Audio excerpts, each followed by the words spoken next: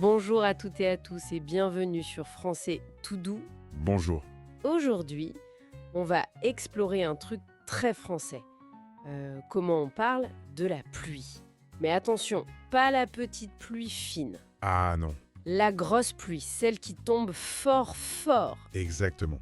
On a quelques notes ici et on va se pencher sur ces expressions imagées que les francophones adorent utiliser. Absolument. L'idée, c'est de vraiment saisir les nuances, quoi. Comprendre pourquoi on dit une chose plutôt qu'une autre. Alors, quel est le programme ?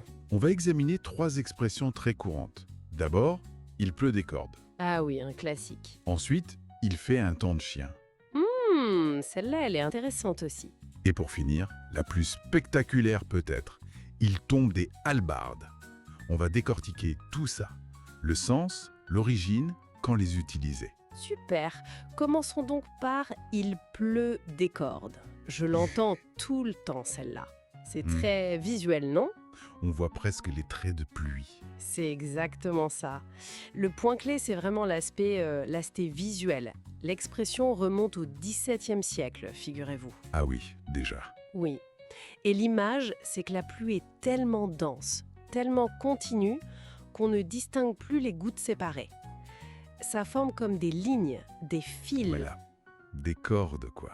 qui tombent du ciel. Voilà. Des cordes qui relient le ciel et la terre.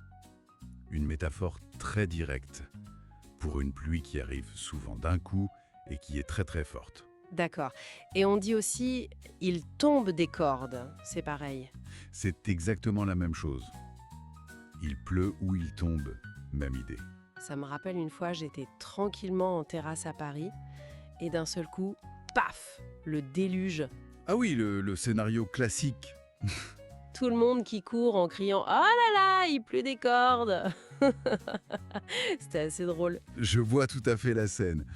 Bon, alors, passons à la deuxième. Il fait un temps de chien. Ça sonne un peu différemment, non? Plus maussade. Oui, c'est vrai, moins focalisé juste sur la pluie, j'ai l'impression. Exactement. Le point important ici, c'est que ça décrit un mauvais temps général, pas seulement la pluie. Ça inclut souvent le vent, le froid, le ciel tout gris. Le package complet, en quelque sorte. C'est ça, le package désagréable.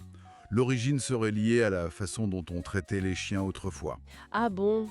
Racontez-moi. Apparemment, on les laissait souvent dehors, qu'il pleuve, qu'il vente, qu'il neige. Ah oui, pas très sympa. Non.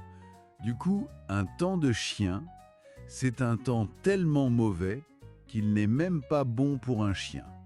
Un temps invivable, quoi. D'où l'autre expression, il fait un temps à ne pas mettre un chien dehors. Tout à fait, c'est exactement la même idée derrière. C'est le fameux temps où on arrive trempé au boulot, même avec le parapluie et le kéoué, et où on râle toute la matinée. Ah ça, c'est tellement français de commenter le temps, surtout quand il est mauvais.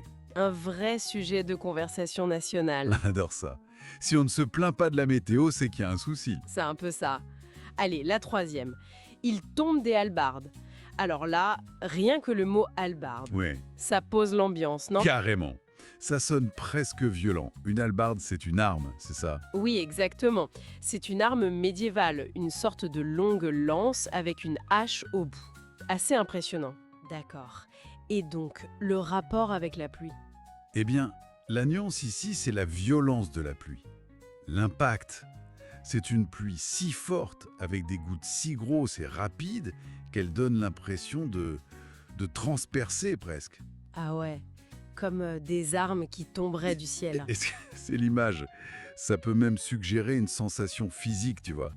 On peut imaginer une pluie qui fait un peu mal quand elle touche la peau, qui pique. Waouh ! Là, on est loin de la petite brune, effectivement. C'est le genre de pluie où on n'a qu'une envie, courir se mettre à l'abri, vite. Tout à fait. On imagine les gens qui courent, la tête baissée, en grimaçant un peu. Cette expression date aussi de la fin du XVIIe siècle. Encore le 17e, décidément. Oui.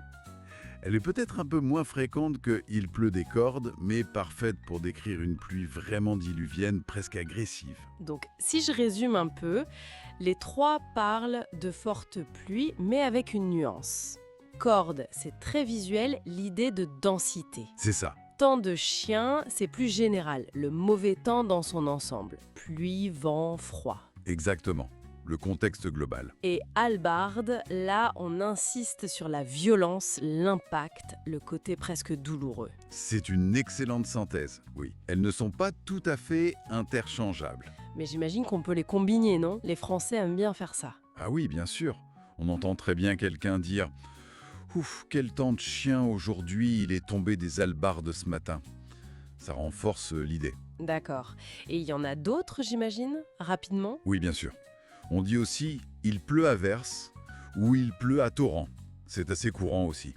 Et puis il y a une expression très très familière, mais attention au contexte. Ah, laquelle? Il pleut comme vache qui pisse. Ah, oui, celle-là, elle est directe. Oui. Très imagée aussi, mais clairement on la réserve aux amis, à un contexte informel, pas au bureau. Noté. C'est fascinant quand même, toute cette créativité pour parler de la pluie, un phénomène si banal finalement.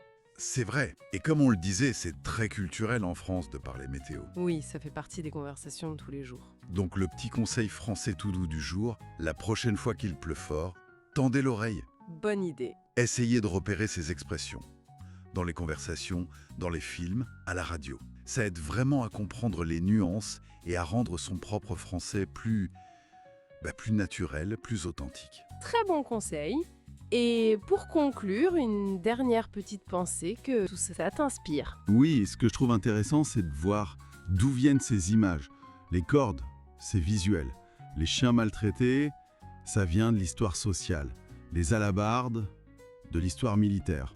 C'est vrai. Chaque langue puise dans sa propre histoire, sa propre culture, ses observations concrètes pour décrire des choses universelles comme la météo. Ça en dit long, je trouve, sur une manière de voir le monde. C'est une très belle réflexion pour finir. J'espère que cette petite exploration vous a plu et vous a donné envie d'utiliser ces expressions. Il ne faut pas hésiter. Exactement. Soyez curieux, écoutez bien. Allez, on va vous laisser. Oui, D'ailleurs, je crois qu'il commence à pleuvoir des cordes ici. À bientôt. à très bientôt.